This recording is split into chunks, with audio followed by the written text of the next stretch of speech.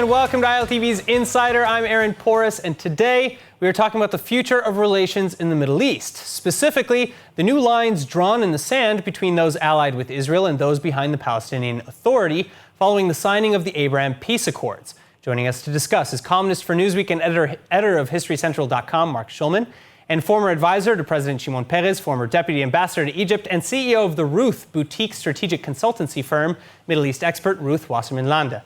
Thank you both so much for being with us today. Thank you, Aaron. My pleasure. All right, now for a little bit of context, as part of the newly signed Abraham Peace Accords between Israel and the United Arab Emirates, Israel has agreed to temporarily freeze plans for annexations in Judea and Samaria. But that isn't stopping the Israeli government from expanding settlement construction. And in fact, over 4,000 new settlement homes are now set to be approved.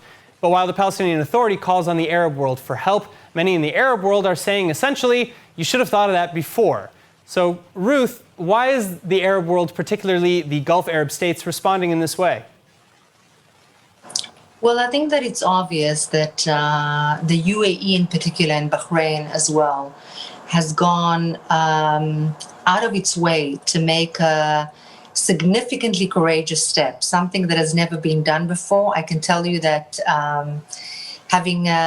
being an Israeli diplomat in Egypt for 3 whole years, and after 40-odd years of peace with Egypt, which was and still is extremely important, strategic, and significant, but cold, the UAE has done something which has not been done before.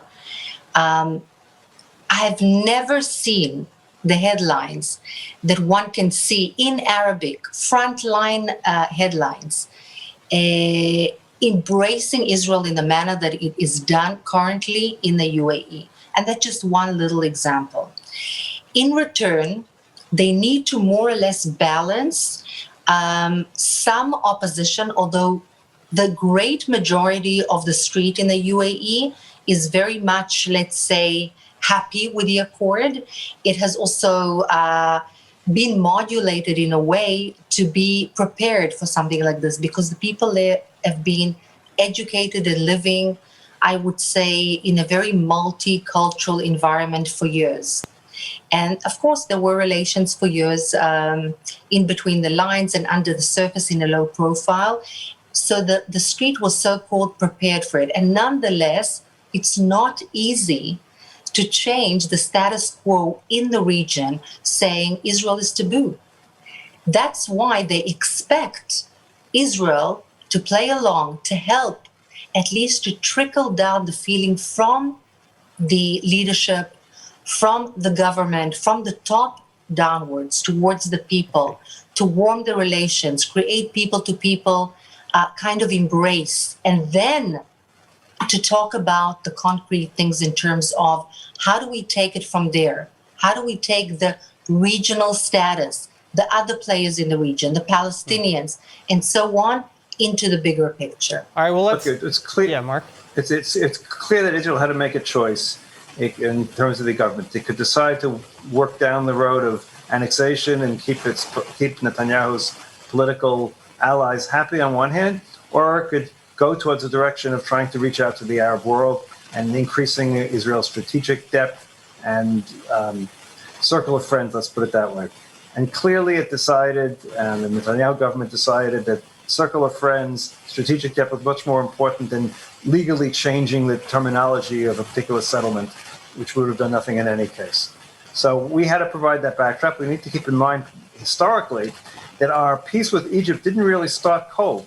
It was that thing called the Lebanon War that turned what was starting as a warm peace. I mean, remember that when we went to peace with Egypt, half of the country went to visit Egypt as tourists and were all received happily with no problems whatsoever.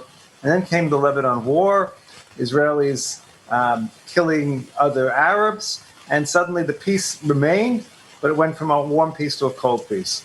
So I think we have to keep in mind the fact that this time, we have to make sure that we don't do anything to upset the apple cart, and we do play our part to bring it to a warm peace and keep it a warm peace.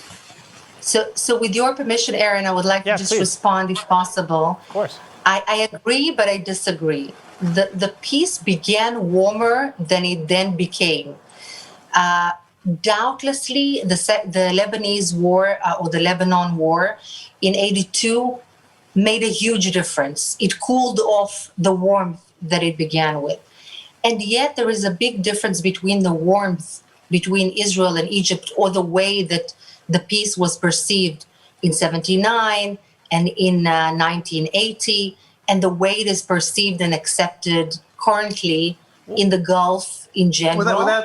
Without that, we haven't never gone to war with this country. We haven't killed any of its people, and they haven't killed any of our people. It's easier. Second of all, we talk about the street. There isn't the sort of street there as there is in Egypt. Egypt has a street made up of tens of millions of people, and some of the background of the Arab-Israeli conflict, the reason it continued after 1949, was the governments used the street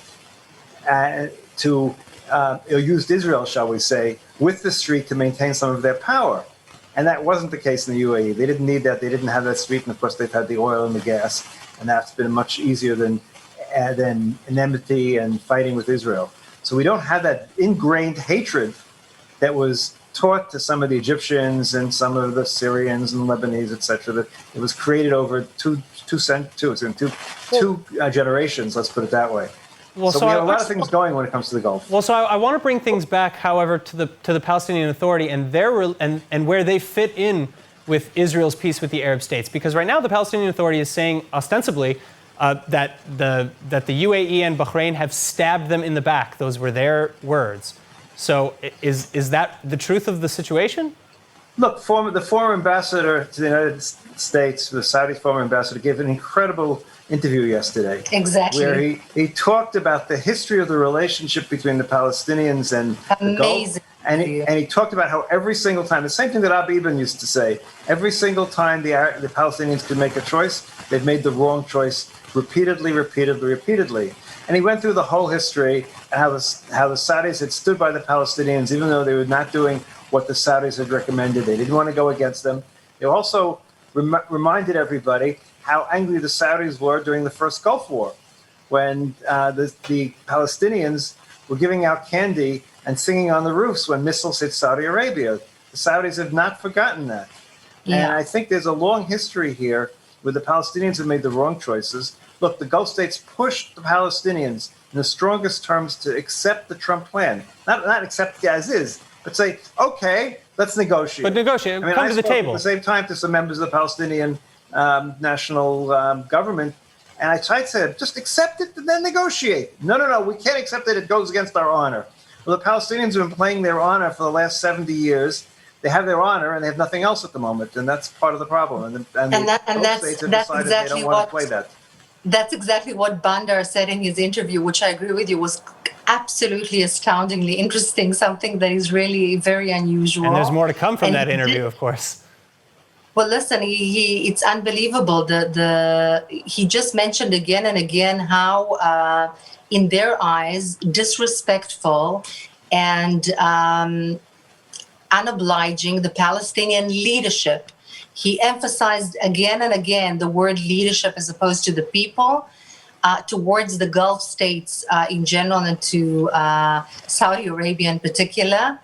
But yes, it appears that the Palestinians have spoken out again in a manner which is not in their favor, because very obviously the train has left the station. If you want to, I just wrote a piece in the Jerusalem Post regarding whether this is an indication that the Gulf states have left or neglected the Palestinians. In my humble opinion, not at all. First of all, the train has left, and it's a matter of which station you prefer to jump on the train. So if it's not the first one, it will come at a later stage.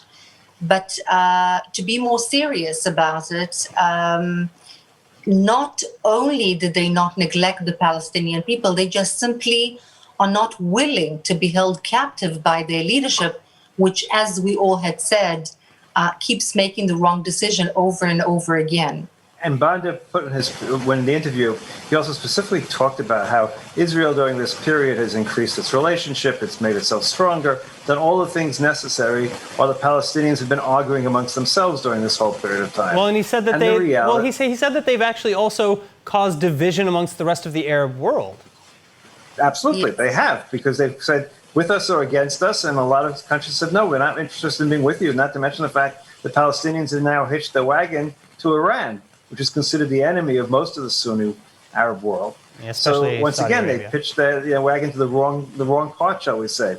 Look, the reality is over this whole last century, the Palestinian, I say this as someone who leans left in Israeli politics, the Palestinians have repeatedly made the wrong choices or have refused to make a choice. And what the Gulf states are saying to them, I hope clearly, is it's time for you to make a choice. You're never going to get the whole pie.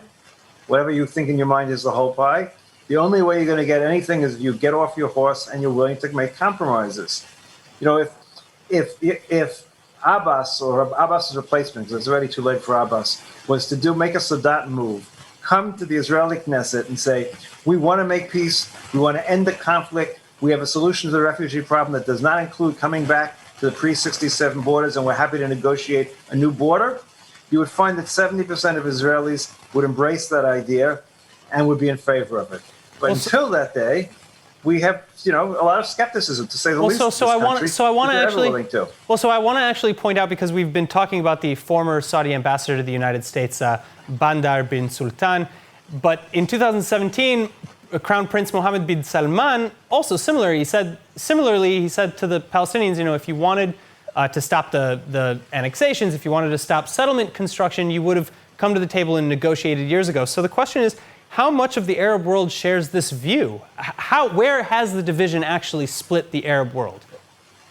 So, if I may, this was a very interesting sentence said by Bandar bin Sultan. The issue of formally the Palestinians dividing the Arab world is something very interesting that I've not heard very often until recently, and he's putting it on the table. Now it's much clearer, this division, because it almost seems as if Turkey, Syria, Iran, Hezbollah, Hamas, and, the Fatah sort of hanging in there, not deciding if to join this axis or not, is on one side of the map, whereas the Gulf states, Jordan, Egypt, and so on, along with Israel, are anti-evil axis. So that's the other camp. So the division today is very clear.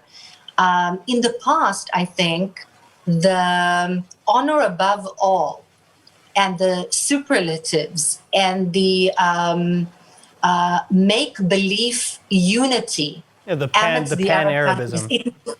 The pan-Arabism, or, even post-pan-Arabism, the so-called fake unity, at least on the facet of things, it was honored at all costs. Recently, this is not the case. Totally not the case. Else at work also.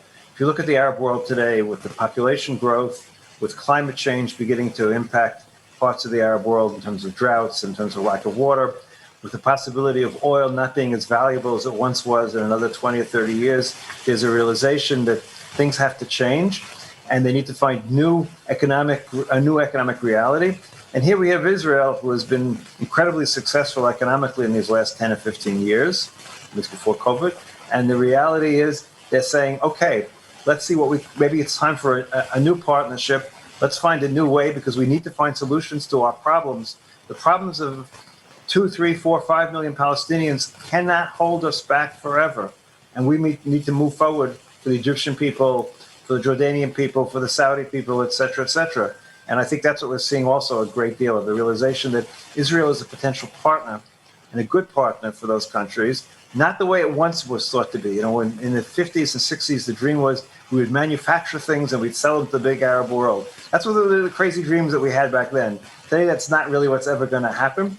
We're going to be what we are to much of the rest of the world, an R&D center for greater parts of the world, and also for the Arab world. And the Arab countries realize that they need that, and a partnership with us can be very valuable. And so I think that's a big part of it. And the issue of Arab honor, I think most of them are saying, we've done our bit for the honor of the Palestinian people. For 70 years, we've stood behind you. We've supported you. Even when we don't even agree with you, we've supported you. But there reaches a point where we have to worry about our own people first. And at this point, worrying about our own people means developing relationships with Israel. And thanks to the relationships with Israel, we can develop all sorts of additional relationships as well. So I think that's very much a part of it. Absolutely. Absolutely. So going back maybe to the annexations and to the settlement expansion question, because of course the Palestinians are staunchly against this, and they're asking, many in the private Palestinian sector especially, are asking on the Arab states, including the UAE and Saudi Arabia and Bahrain, to use their new influence with Israel to pressure Israel, in ways that they weren't really able to before, now that we have this Abraham Accord peace agreement. So is that a realistic possibility, or again, has the Gulf area really said, you know what, as you said, Mark, it's been 70 years, tough luck? I think it's a little of both. I think they will try to make sure that we don't do things that are outrageous. Just remember one thing about the 4,000 settlement homes that are being approved by Gantz. The Ministry of Defense has many, many places along the way to stop the building. This is one step. We've seen this before where first step takes place, the next step will be in 5 years. And I'm exaggerating a little bit, but that's the reality. So no bulldozers are going to hit the ground next week, let's put it that way. And I think we'll see quite a while until that does happen. And we're going to be very careful. Look, the Israeli government, the Israeli people know we have something to lose. I mean, if you take a poll of Israeli people, the number of people who want to travel to the Gulf states right now, I'd say 80% of the country would be happy to go skiing right now in that indoor ski resort.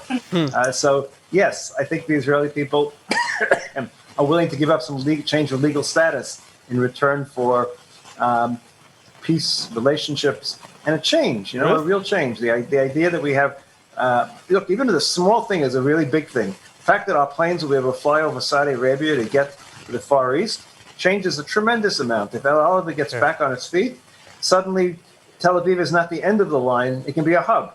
And that changes an awful lot of things in many directions, and I think it's really, really important. Ruth? The fact that we signed the peace agreement, you said that it's less dramatic than the one in Egypt because we didn't have a war. Of course, that's true.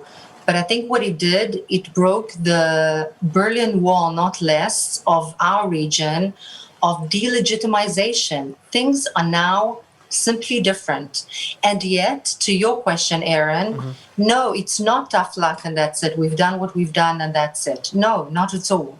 I think that there is a low-profile continuation of a discussion between the leaders of those Gulf states, the ones that have signed a peace accord with us and the ones that will sign a peace accord with us, with the American administration, vis-a-vis, including the Palestinians. They have not given up. So what needs to happen to get the Palestinians, to come to the Knesset and make that big landmark speech? What will it take to make that generation? A different leadership. A new generation, a generation that's willing to take risk. How long do we have to wait for that? I mean, is the next potential leadership, because we've heard a lot about who might replace Abbas in the coming years. Again, as you mentioned, he's getting on in years and he's been in power now for 14, 15 years plus. So, is whoever has been pegged as next in line even, edging towards that future? We won't know until he takes over. He or she takes over. I'll say he or she, although I'm sure to be a he. But the fact of the matter is, look, they're not going to say so in advance because they never get to the place they need to be. But I think we can hope it will happen. Certainly, if Hamas does not come to power and Fatah remains in power, and pragmatists end up the ones who are making the decisions, that they will come. There reaches a point where they have to realize that the only solution is making compromises and reaching a peace agreement. Of course, we have to have a government that will be receptive at that particular moment. But I think it will happen. I think it can happen. I think it has to happen for all our sakes. We can continue this way for quite a while. But in the long term, for our grandchildren's sake, for our great-grandchildren's sake, we need to live in a land that's at peace with its neighbors, all of its neighbors, including the ones nearby. So, Aaron, just to if I may, Egypt and the UAE, I think, both have an alternative leadership lined up. It's not politically correct to say it's not on the table, but it's definitely there. I think that if things are let be as they simply are, the Turkish leadership is attempting very much to take ownership, so-called, over the Fatah and over the West Bank, pushing the current leadership in the West Bank straight into the arms of the Hamas. And therefore, the vigilance of both Israel and the Gulf states, of course, as well as Egypt, is high, or should be high on that matter, because we don't want the Palestinian leadership, current leadership, to drive its people that have seen enough, frankly, towards an even worse future, and one that would not benefit Israel as well. See. Absolutely, we have to make sure that the situation in the West Bank is good. That's the bottom line. Economically, it's good. We have to do the most we can to limit travel restrictions. Listen, we should be doing as much as, we saw the pictures earlier this summer of the Palestinians breaking through the fence and going to the beach. For the life of me, I don't understand why we don't create a beach for them and have regular bus, shuttle bus that goes back and forth to the beach. They can go to the beach all the time. I mean, there are all sorts of things we could be doing. It requires a lot of thought, but coming up with some great ideas that they will make their life better. And we may not give them the political goals that they hope to achieve right now, but at least economically and in terms of movement and all sorts of ways, we should be doing our most to make their lives easier and build to the day when we can have peace, because it will come at some point. Well, and of course, person to person as opposed to government relations is a very strong way to bring people together. But unfortunately, that is all the time that we have. Thank you, Ruth Wasserman Landa and Mark Schulman, for joining us. That is all the time that we have today. Thank you. Lovely to have been with you. Thank you. Thank you so much. All right. And for all of you at home, please tune in next time on Insider for more in-depth analysis on everything Israel. And if there's a topic that you want us to cover next, please let us know in the comment sections online.